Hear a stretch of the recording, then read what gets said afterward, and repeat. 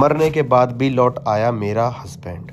जी हाँ, आज मैं एक ऐसी कहानी लेकर आया हूँ जिसे सुनने के बाद आप सबकी रूह भी कांप जाएगी और सोचने पर मजबूर कर देगी कि आखिर ऐसा कैसे हो सकता है। कोई इंसान मरने के बाद कैसे लौट कर आ सकता है और आखिर वो क्यों लौट कर आएगा। जी हाँ, आज जो मैं कहानी लेकर आया हूँ एक रिया की कहानी है। रिया अपने पति के साथ काफ़ी खुश रहा करती थी। उन दोनों की बहुत छोटी ज़िंदगी थी। उनकी शादी को सिर्फ 2 साल हुए थे। दोनों जने काफ़ी खुशहाल ज़िंदगी गुजार रहे थे, पर उनको नहीं पता था कि ये खुशहाल ज़िंदगी कब मौत के कहरम में बदल जाएगी। उन्होंने कभी नहीं सोचा था। वो दोनों हनीमून से अपने घर आए ही थे कि एक रोज़ उसका काफ़ी मन था केक खाने का। उसने कहा, आप जाओ मेरे लिए केक लेकर आओ। शहर थोड़ी दूर था जिसके कारण उसको थोड़ा टाइम लगा करता था, लेकिन रोड अच्छी बनी हुई थी तो वो अपनी बाइक से ही निकल जाता था। कार का इस्तेमाल कम किया करता था क्योंकि उसको लगता था कि ये दहेज में मिली हुई कार है और ये कार नई कार है, इसको मैं थोड़ा सेफ रखूं तो अच्छा रहेगा। क्योंकि जिस शहर में वो केक लेने जाता था वहाँ थोड़ी जाम की दिक्कत थी, जिसके कारण काफ़ी देर स्टे करना पड़ता था, पार्किंग ढूंढनी पड़ती थी। इसलिए वो हमेशा बाइक से ही निकल जाता था। लेकिन एक रोज़ जो उसके साथ हुआ वो बहुत ज़्यादा धैला देने वाला था। उसको ये सोचने पर मजबूर कर गया कि आखिर ऐसा क्यों हुआ और क्यों हो चुका है। जैसे ही वो केक लेकर आने लगा, काफ़ी तेज़ बाइक चल रही थी। बाइक की स्पीड 80 के आसपास थी और एक ट्रक वाला एक साथ साइड से आया, उसने कट मारा जिसके कारण बाइक का बैलेंस बिगड़ गया और रिया के हस्बैंड, जिनका नाम रवि था, उनकी मौत हो गई। ये सुनने के बाद रिया की रूह सी कांप गई जब कुछ घंटों बाद कॉल आया कि क्या आप उनकी वाइफ बोल रही हो, रवि का एक्सीडेंट हो गया है, रवि की बॉडी यहाँ पर है, आप आ जाइए। रिया ने कुछ नहीं सोचा, उसने बताया मुझे कि मैं भागी भागी गई और मैंने जैसे ही देखा कि वो मेरे हस्बैंड हैं, मैं उनसे चिपक गई और रोने लगी, चीखने लगी, चिल्लाने लगी कि आप कैसे जा सकते हो। मुझे क्या पता था कि ये मेरी पुकार उनको वापस बुला लाएगी और मेरी जान के पीछे पड़वा देगी।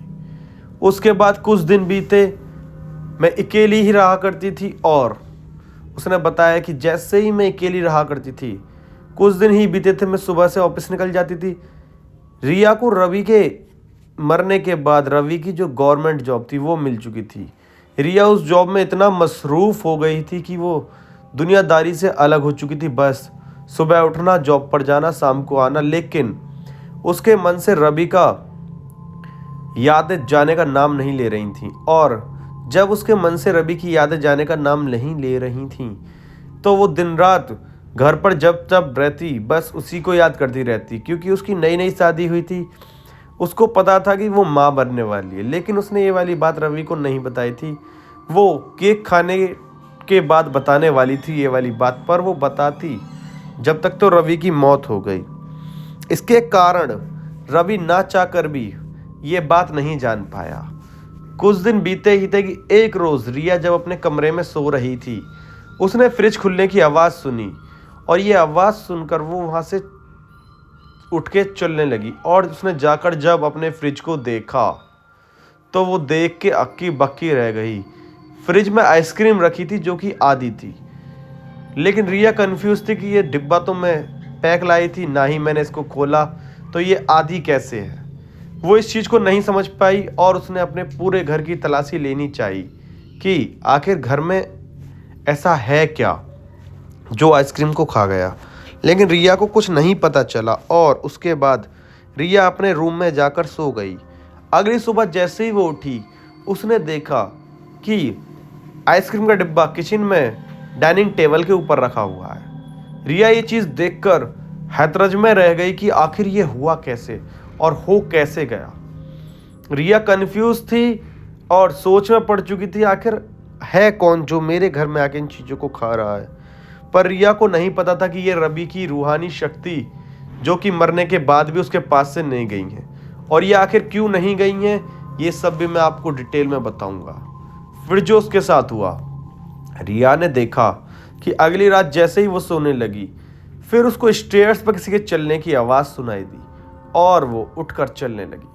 जाकर उसने देखा कि स्टेयर्स पर तो कोई नहीं है। फिर ये आवाज़ किस चीज़ की थी? रिया सहम गई, डर गई और सोचने पर मजबूर हो गई कि आखिर ये आवाज़ थी तो थी किसकी। फिर रिया ने इस चीज़ को अनदेखा करना चाहा और रिया फिर से अपने कमरे में आकर सो गई। जैसे ही रिया सुबह उठी तो उसने देखा कि उसके जो हस्बैंड रवि के जूते थे वो स्टेयर्स के बराबर में रखे हैं, जबकि वो कवर्ड में रखे हुए थे। उसने कहा कि ये तो शू कवर्ड में रखे हुए थे, ये यहाँ कैसे आए?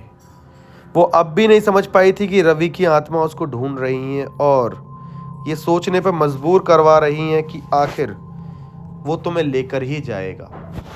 फिर एक रोज रिया सो रही थी और एक साथ उसने अजीबोगरीब सपना देखा, जैसे कोई उसके बालों पर हाथ फिरा रहा हो। वो एक साथ उठ गई और उठ के बैठ गई। अकेली होने के कारण वो थोड़ी डर सी गई। उसने पूरे कमरे को देखा। जब उसको कुछ नहीं दिखा तो उसने तेजी से चीखना चिल्लाना स्टार्ट कर दिया कि जो भी हो मेरे सामने आओ, आ रहे हो कि नहीं? जो भी हो मेरे सामने आओ, आ रहे हो कि नहीं? ये कहते कहते एक साथ रवि की वो झलक उसकी आंखों के सामने आती है। पर रिया देखकर थोड़ा डर भी जाती है, क्योंकि रवि की आंखें लाल, चेहरा जैसे खून बिल्कुल गायब हो गया हो, सफेद एकदम। रिया कंफ्यूज थी कि ये तो मर चुके थे, ये कैसे आ गए? वो भागी भागी गई और रवि से जाकर चिपट गई। उससे कहा कि तुम यहाँ कैसे आ गए? रवि ने बताया कि मैं तुम्हें लेने आया हूं, अगर तुम मेरे साथ नहीं चलोगी तो मैं कभी नहीं जाऊंगा। रिया कंफ्यूज हो गई कि अरे मैं कैसे जा सकती हूँ, मेरे पेट में तो रवि का बच्चा भी है।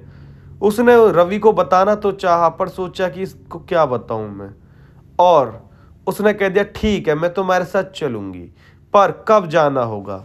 रवि ने बताया कि आज से 3 दिन बाद एक ऐसी अमावस्या की रात आने वाली है जिस दिन आत्माओं का मिलन होता है, तो उस दिन मैं तुम्हारी बलि दूंगा, तुम्हारी गर्दन को काटूंगा। उसके बाद जो उसका खून निकलेगा उसको एक लोटे में रखकर एक जगह पर चढ़ाना होगा। उसके बाद हम दोनों की आत्मा हमेशा हमेशा के लिए साथ रहेंगी। ये सुनने के बाद रिया सहम सी गई, डर सी गई, पर रिया ने कह दिया ठीक है जैसा आपको उचित लगे।